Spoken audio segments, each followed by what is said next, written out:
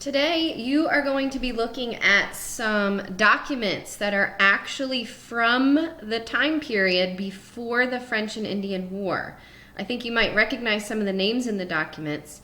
These types of documents are called primary sources because they were written during the actual time that these events were happening. So I'm going to show you this little video to explain primary and secondary sources, and then I'm going to go over exactly what you're going to be doing today in social studies.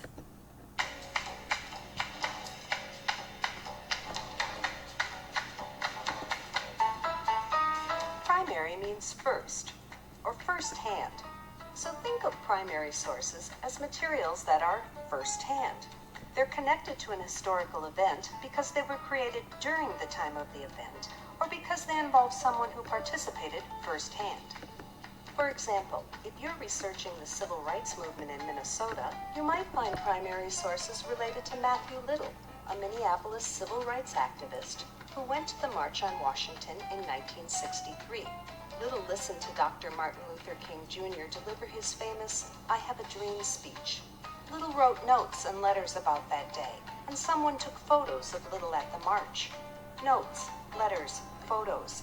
These are all primary sources because they document Little's first-hand experiences with the civil rights movement. In your research, you might also find this oral history interview with civil rights activist Nellie Stone Johnson, which is also a primary source. And these organizations all got together and formed a coalition. Even though the interview was recorded after the civil rights movement, it's still a primary source because Johnson was involved firsthand in the movement.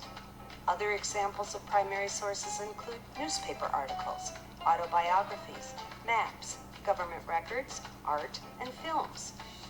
As long as the item is from the time you're researching or documents someone's first-hand experience, it's a primary source. Something else to remember, it doesn't matter if you're looking at the original primary source or a copy of the primary source. They are both primary sources. Secondary, of course, means after first. So secondary sources are materials created after a historical event. Let's say you're still researching the civil rights movement, and you're looking for information about Lena Olive Smith, Minnesota's first female African-American lawyer. This article about Smith was written by a law professor in 2001, well after the civil rights movement, so it's a secondary source. Here's a web page about Smith. It was created in 2014, so it's also a secondary source. Secondary sources include books, biographies, articles, dissertations, websites, and documentary films, as long as they were written about a person or historical event at a later time. Many secondary sources get their information from primary sources. Just look at the footnotes or bibliography at the end of the secondary source to see what primary sources were used. Let's test your knowledge. Here's a photocopy of the Minneapolis Spokesman newspaper from April 1968, soon after the assassination of Dr. Martin Luther King Jr. Is this a primary or secondary source? It's a primary source because the newspaper is from the time of the assassination. Even though it's a photocopy and not the original paper itself, it's still a primary source. Here's a book about the civil rights movement, written by a history professor and published in 1990. Is it a primary or secondary source? It's a secondary source because it was written after the civil rights movement by someone who was not a first-hand participant. This is a book of letters written by... Okay, so hopefully you get the idea. So we have a lot of documents and things that were written throughout history, and if they were written by somebody who was actually there during that time, then we call that a primary source. And if it was written by somebody years later, then we call that a secondary source. So today, if you look in the Thursday folder and you look under social studies, you're going to see that we have some information here. We have source A and source B, and these are sources about the French and Indian War. They're going to give you some clues as to what caused the French and Indian War. So when you open this, We're going to look at source A together.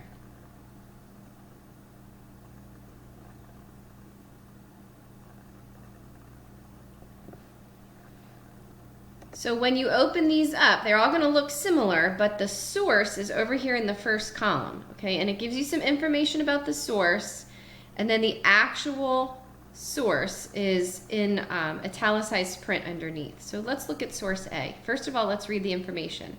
The passage is from Virginia Governor Robert Dinwiddie's instructions to George Washington in October 1753. Now you might be asking yourself, hey, I recognize George Washington's name.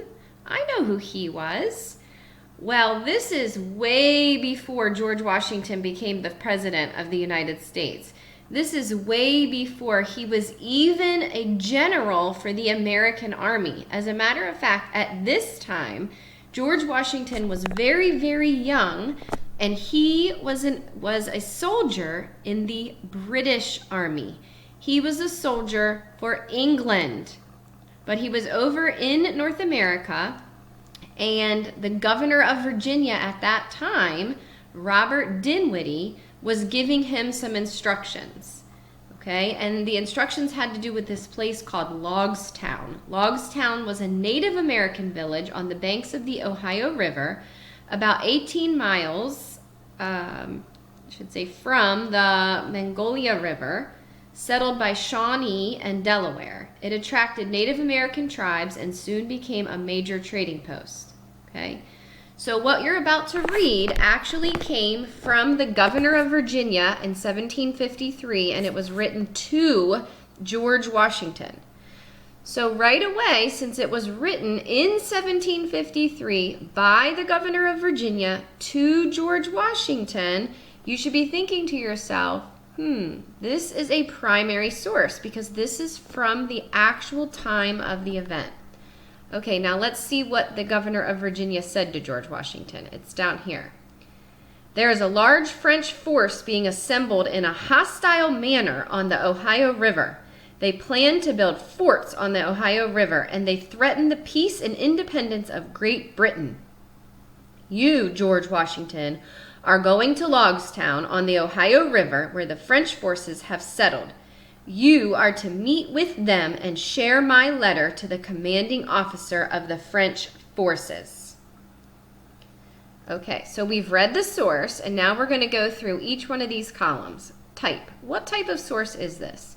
Well, since we know that it was written in 1753 by Governor Dinwiddie to George Washington, this must be a primary source. So I'm going to highlight this in a different color, and I'm actually going to delete secondary source because I know that this is a primary source. Okay, origin. When was this source created? Well, and I should have showed you the directions. The directions actually say, read the source, then complete the graphic organizer to show you understand the source. Type your answers in a different color font. Okay, so I'm going to type my answer in a different color. When was this source created? Well, right here, October 1753. Where was this source created? Well, it's about this place called Logstown, but I don't think that the governor is in Logstown. He's the governor of Virginia. So this probably was written in Virginia.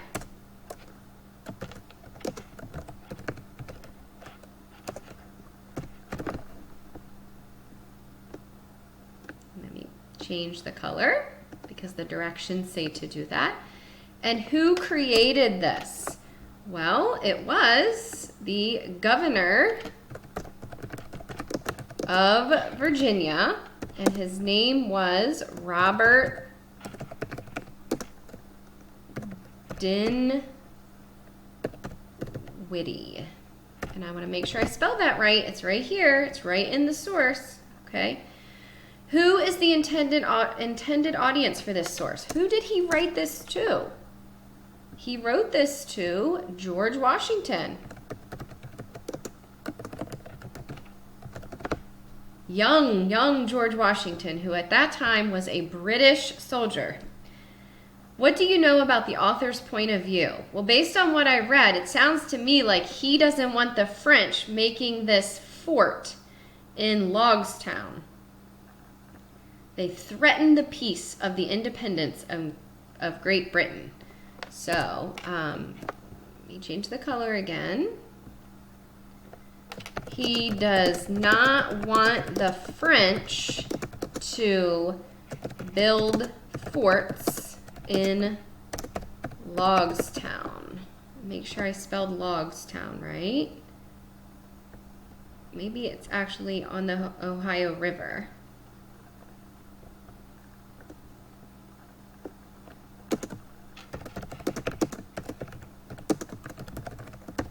And he doesn't want them to do that because he wants Great Britain to be able to settle there. He wants that to be an English territory. Okay, so what does this source tell you? Okay, what does it tell me? Well, it tells me that the French want territory on the Ohio River, but the British want it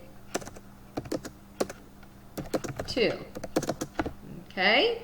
And then down here at the bottom, what clue does this source give you about the causes of the French and Indian War? Well, it seems like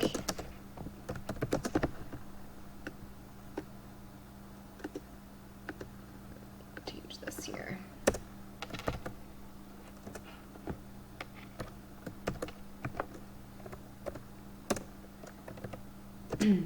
It seems like the French and the British are both trying to claim land, but the Native Americans already live there. Sounds like a problem, doesn't it? So what we did was we just took these two paragraphs that the governor of Virginia wrote to George Washington, and we figured out all of this information. And this is something that historians actually do. They look at primary sources and they think about, who wrote it, why did they write it, what can we learn from it, and that's what you are going to be doing. So we have done source A together. If you want to, you can open up source A. There's a link to it in Schoology. But your job today is going to be to do source B. So if you go back to our social studies folder, you'll see here that you have source B.